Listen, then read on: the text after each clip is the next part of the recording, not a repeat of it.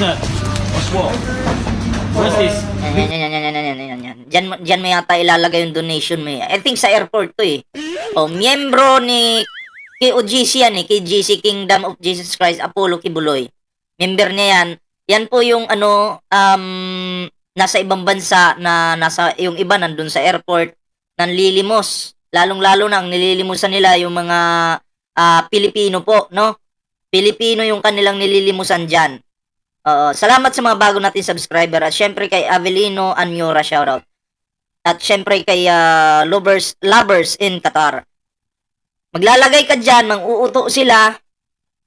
Pag alam nilang Pilipino ka, lalapitan ka, lalambing-lambingin ka na, uy, pareho tayong Pilipino. Ito nga, ganyan eh. Dasalan mo na kita. Diba? After kanilang dasalan, bibigyan ka ng sobre. Ganun yun. Victim of Flash Flood Aid. What's this all about? From the Victim of Flash Flood Aid. From KGC. What is KJC? Children's J Foundation. I'm sorry? From the Children's J Foundation. I'm sorry? Children's J Foundation. What is Hindi niya masabi na Kingdom of Jesus Christ eh. No? Hindi niya masabi na kay Kibuloy talaga to eh. the meaning of KJC? Victim of Flash Flood Aid. Diyan pa lang nagsisinungaling na. Sinungaling na mga kampo ni Kibuloy. Ang kumukontrol sa utak nila ay mga demonyo. Demonyo na po ang kumukontrol sa utak ng mga to. Tamo, sinungaling oh. Kasi pag alagad ka ng Diyos, hindi ka pwedeng magsinungaling. Sabihin mo yung katotohanan, anong totoo, anong meaning yan. Ba't sinungaling ka? From the Children's J Foundation. Tamo, may nag-comment tuloy. Anong sabi dito sa comment? Chicken Joy, thumbs up BPM.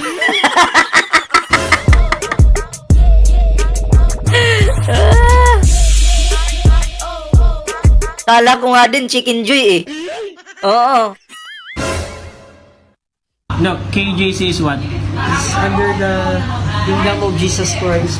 Ayun! Kingdom of Jesus Christ. Alam mo, ang tingin nila kay Jesus Christ, siya daw yung ama. At yung anak daw ni Jesus Christ, si Kibuloy. Mamaya, puro Kibuloy yung topic natin ngayon. Lap trip to ngayon. You are from Mr. Kibuloy, Pastor Kibuloy, yeah? Yes or no? Yes. Well, this is under the Children's J Foundation. So do you have a permit for that? To where? Where's your permit? Can I have your permit? Church na. Ano naging permit yan? Tinuturo niya yung hawak niya. Permit ba yan? Ay, bobo. No, your permit. What's your name? So your permit, please, sir. Alam mo, nakakahiya kayong mga nanlilimos kayo. Ang lalaki ng katawan nyo, tapos nagpapauto lang kayo sa isang, kulto. Diba? Alam mo, nakakagawa ng kasalanan yung inyong kampon na kulto. Oy, shoutout kay Edita Yamaguchi. Magandang hapon po. Diba? Tapos, dinadamay kayo sa kasalanan ginawa niya. Jing Montero Natividad, shoutout po. Tuloy natin. Do you have any permit to show it to me that you are allowed to ask donation? This is from the Philippines, right? Yes, sir.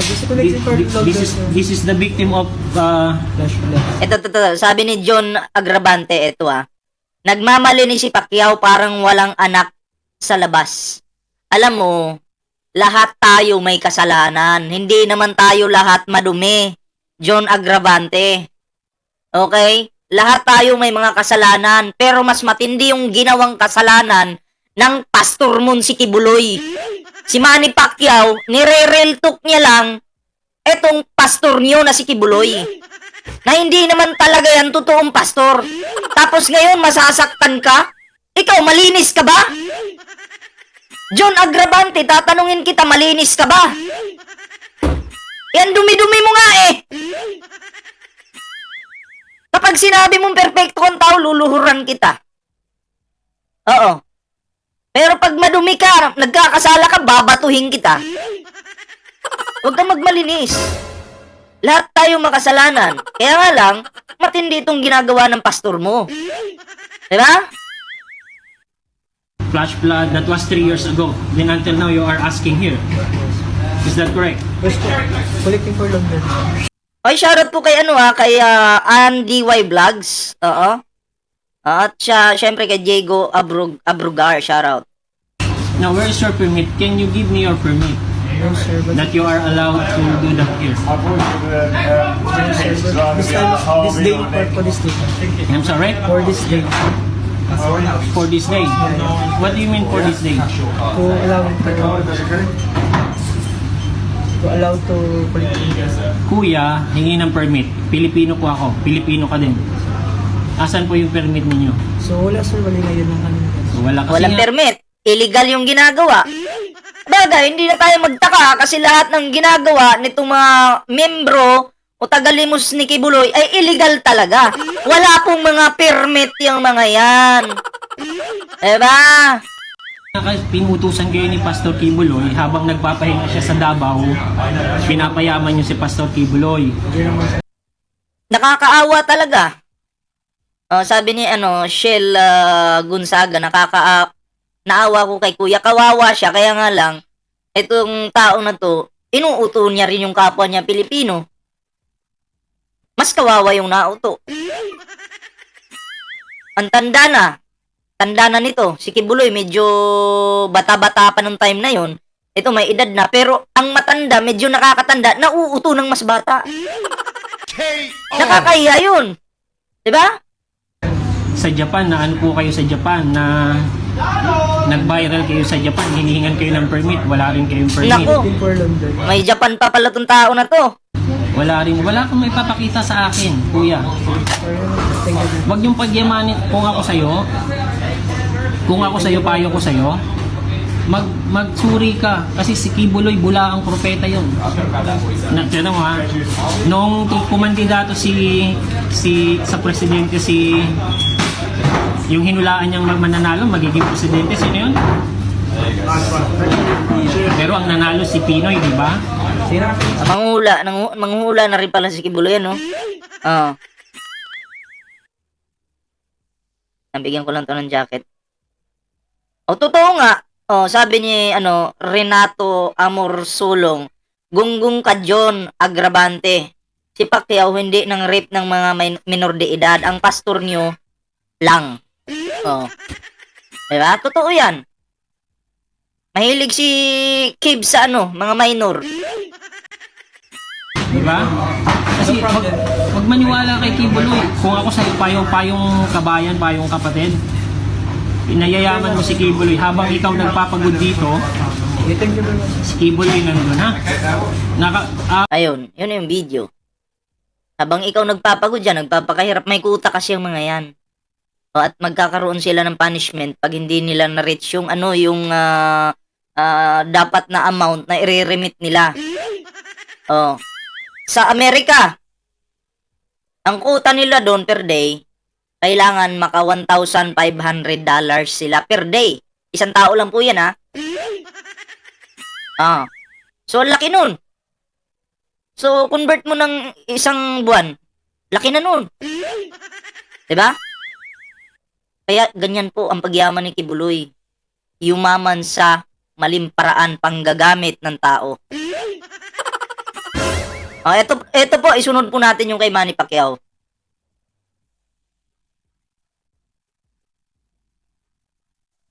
Patawarin ako ng Panginoon pero hindi po talaga yung totoong pastor. Patawarin daw siya ng Panginoon pero hindi naman daw talaga totoong pastor si Kibuloy, 'di ba? Which is agree naman ako kasi nadadamay kasi yung mga matitinong pastor dito sa mga peking pastor na to. 'Di ba?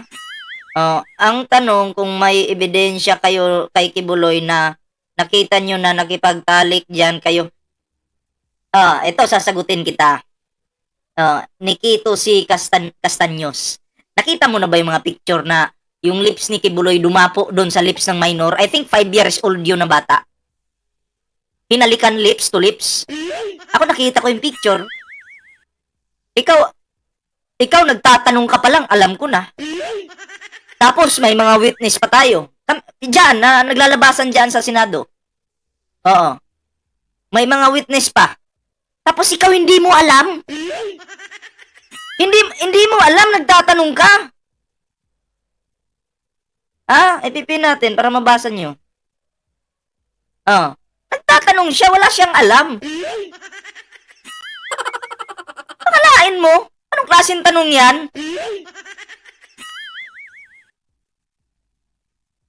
Bago ka kasi magtanong, alamin mo muna yung nangyayari sa paligid mo. May bata. Hinalikan ni Kibuloy. Picture lang po yun, ha? Hindi ko na ipapakita dito. Bata yun, eh. Bata yun. Tulog ka ba? Tanong ko sa'yo. Kailan ka lang gumising?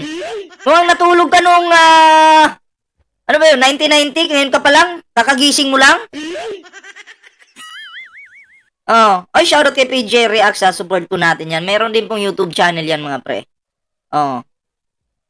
Puta, di naman namin kailangan proof na video. Manya ka, gusto mo magka-video. Gusto yata makita yung video, ano? Nitong kulangot na, ano na to? Siyong pangalan nito? Nikito si Castaños. Manyakis yata ito. Naghahanap ng ebidensya. Gusto niya natin panuurin.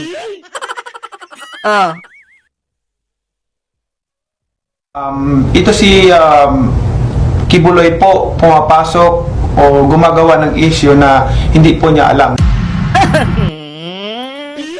Wala ka palang alam, Kibuloy, eh. Son of God ka, wala kang alam. Grabe. Tuloy natin. Yes po, mag-file po ako ng case against him. Ito naman, may sagot naman si Kibuloy dito. Sige, tingnan natin. Alam mo si Kibuloy, ano to eh, mayabang to eh. Sige, tingnan natin yung kayabangan niya dito. Maganda to.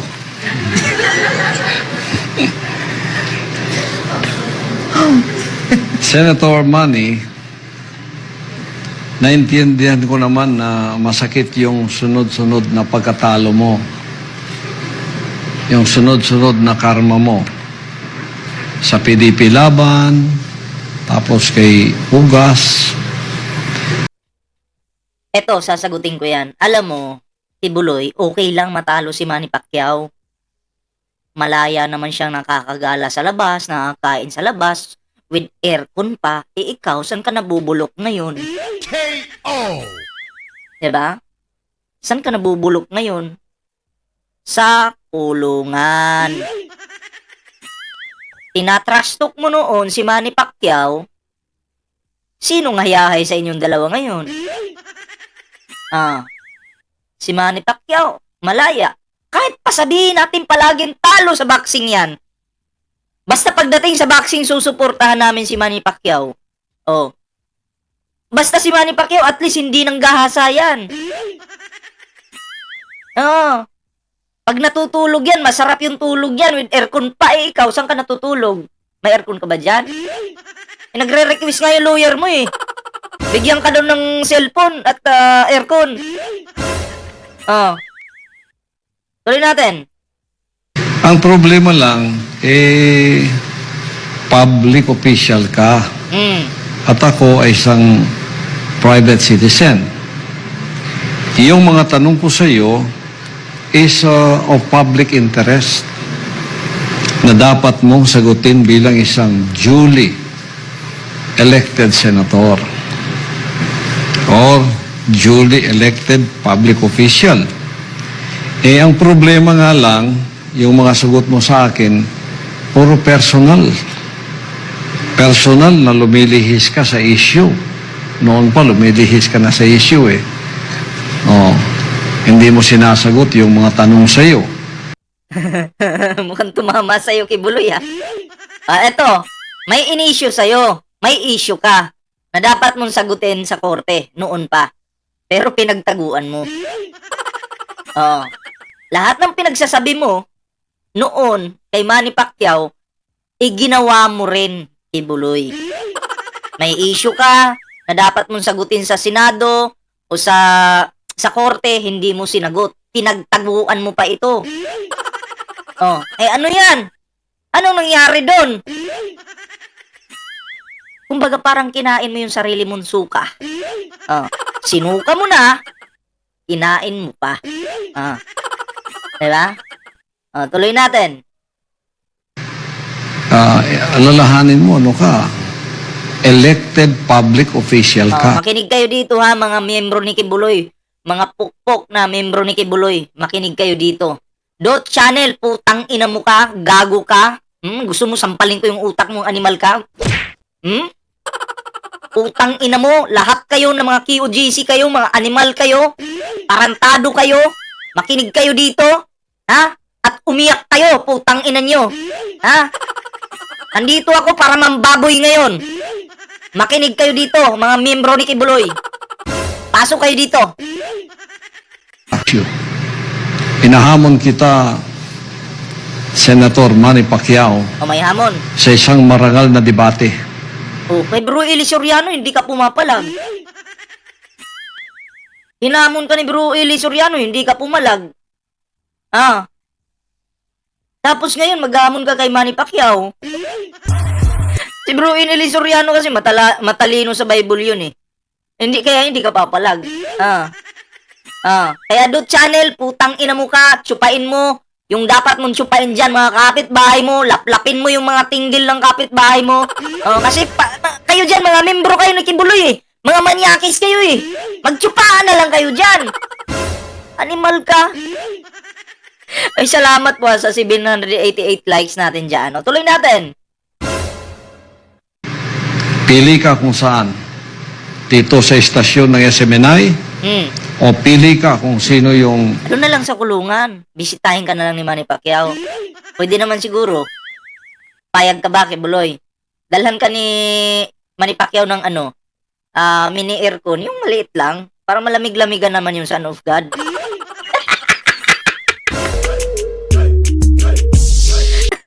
Diba? Sabihin siguro ni Kibuloy, litsi ka talaga, ballpoint man, yawa ka. Good kay buot, ballpoint man.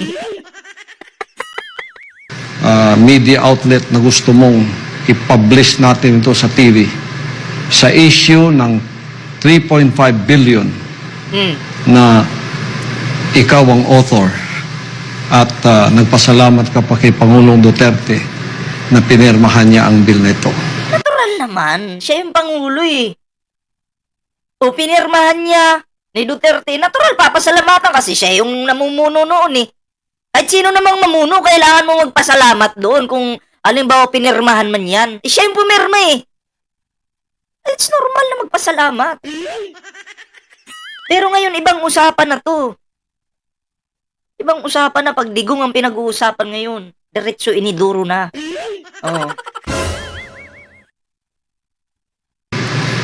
Pili ka, inulit ko. Kasi nga, may nasa Bible yan. Kahit sino yung maging presidente, kailangan natin magpasakop. Okay? Magpapasakop tayo.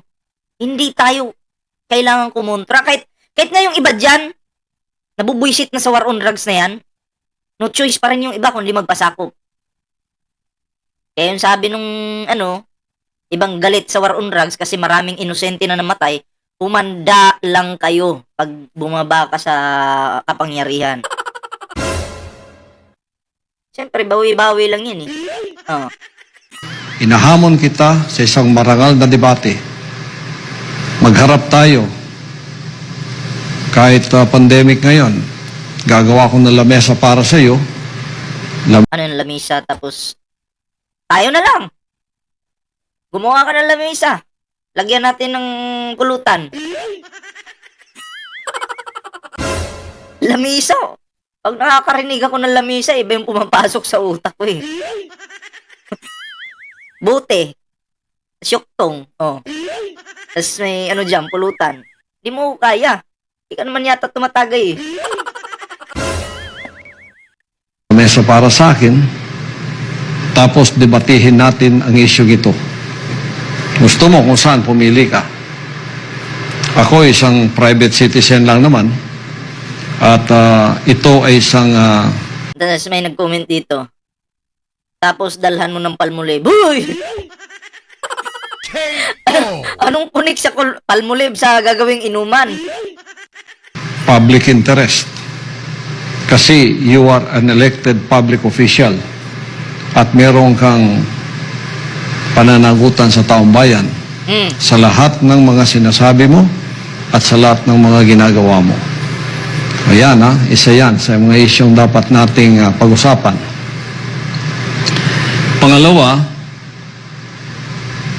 inahamon din kita sa isang marangal na debate VMB Reviton, salamat po sa palike dyan VMB Reviton.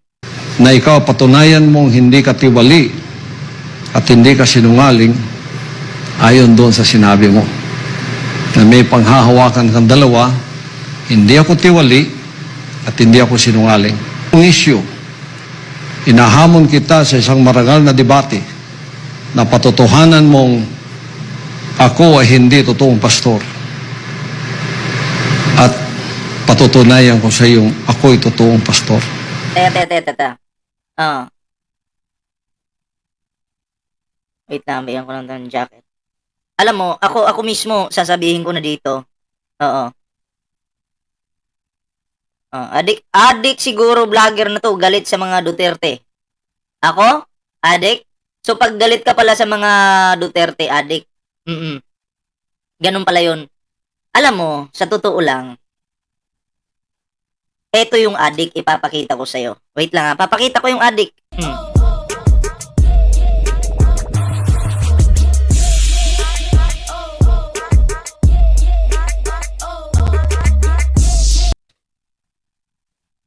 Papakita ko yung adik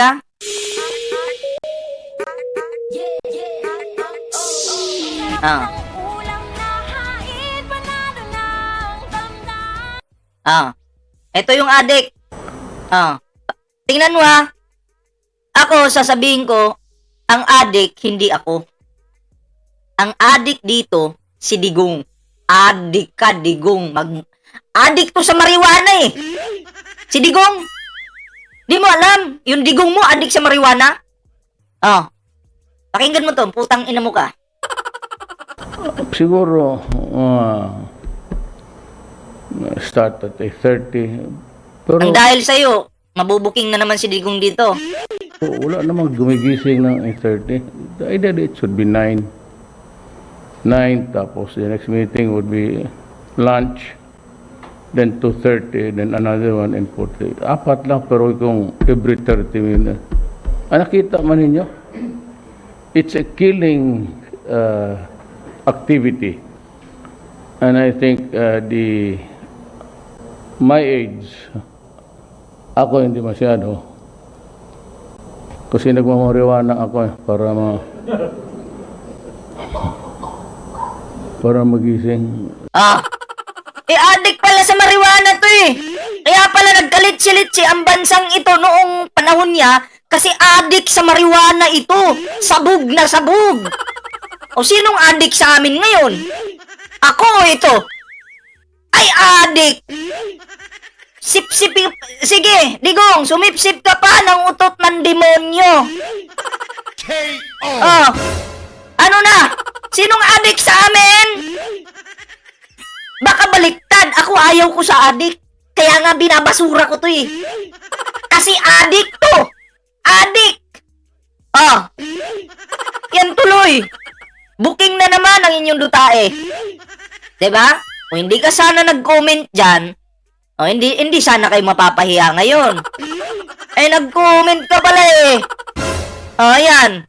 Sasabihin mo, adik ka pala, kaya ayaw ko sa mga Duterte. Ulol ka. Binabaliktad mo ba? Kaya ayaw ko sa mga Duterte, kasi siya yung adik.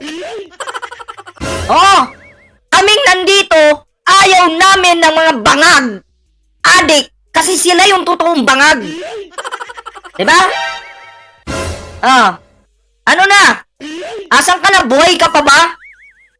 Inutil ka pala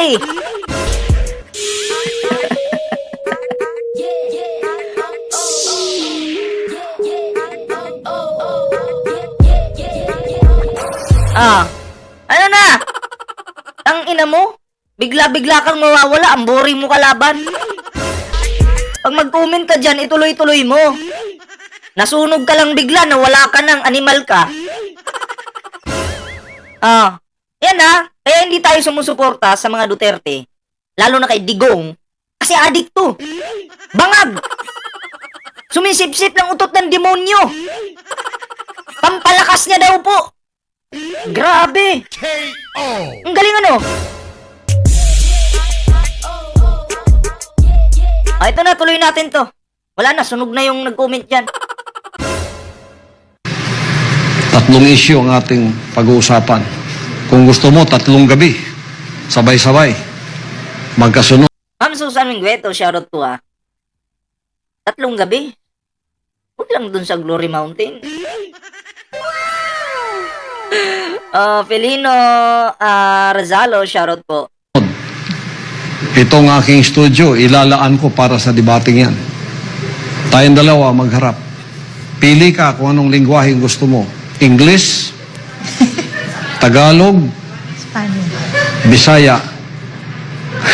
Huwag lang yung Chinese. Hindi tayo marunong nun. Aww.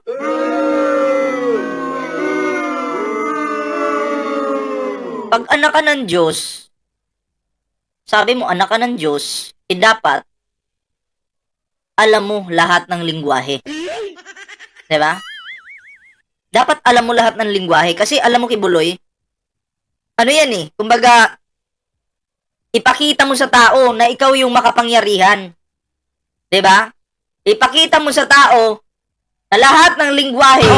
Ako may Mamaya ka na, ikaw may-ari na sa libutan. Relax ka lang. Ipakita mo, sabi mo hindi ka marunong mag-Chinese, di ba? Oo. Natalo ka pa pala ni ano. Bakit to ipiplish yung mga puto? Wala naman akong pakinabang doon. Ito si Kulaong talaga. Mamaya ka na. May papakita lang ako eh. Yung lingwahe ni Kibuloy eh.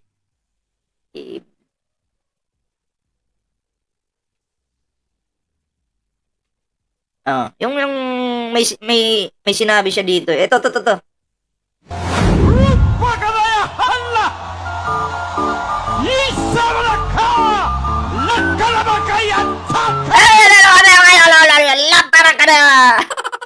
Tama mo itong lingwahe na to hindi maintindihan ng tao ito kasi pang-abnormal itong lingwahe na to eh.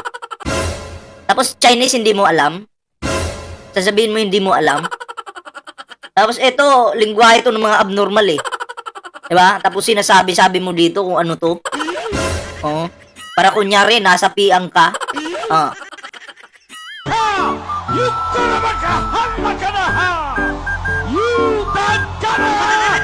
Tamo?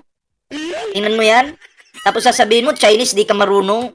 Pero itong mga lingwahe na to na gawa-gawa mo lang. Sa bagay, pag gawa-gawa lang kasi madali lang eh. Pag anak ka ng Diyos, dapat alam mo lahat ng mga lingwahe. Latino, hindi po Latino yan. Hindi po ganyan yung ano ng Latin. O hindi po. O diba? Pahiya ka na naman, Kibuloy. O tuloy natin. Pili ka para maintindihan ng international audience natin. English, Bisaya, Tagalog. Kung Tagalog, i-translate na lang natin to English sa ilalim. Kung Bisaya, ganun din. So, hinahamon kita ng isang maragal na debate. Sagutin mo ako, isa lang akong private citizen na nagtatanong sa isang opisyal na tulad mong duly elected by the people of the Republic of the Philippines at meron kang accountability sa kanila, lalo na sa lahat ng sinasabi mo. O meron pa palang pinadalang pangapat na issue. Andito. Sinabi mo, happy Spanish ka. At sinabi mo, totoo ba ito? Kasi hindi ko narinig eh. Hindi ko narinig. Pakikinggan. Anyway, yun yung video ni Kibuloy, 'di ba? Pero nakakatawa Welcome dito. to the future of video. VideoGen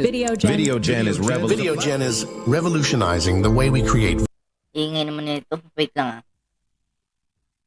Wait lang.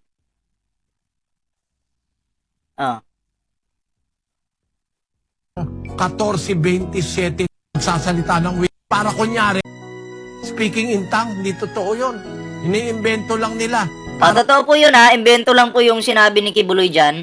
Wala pong katotohanan yan. Kung baga, papabilibin lang kayo. Wow, grabe naman yung mga lingwahe na to. Wala to sa planet Earth si Kibuloy lang yung meron nito.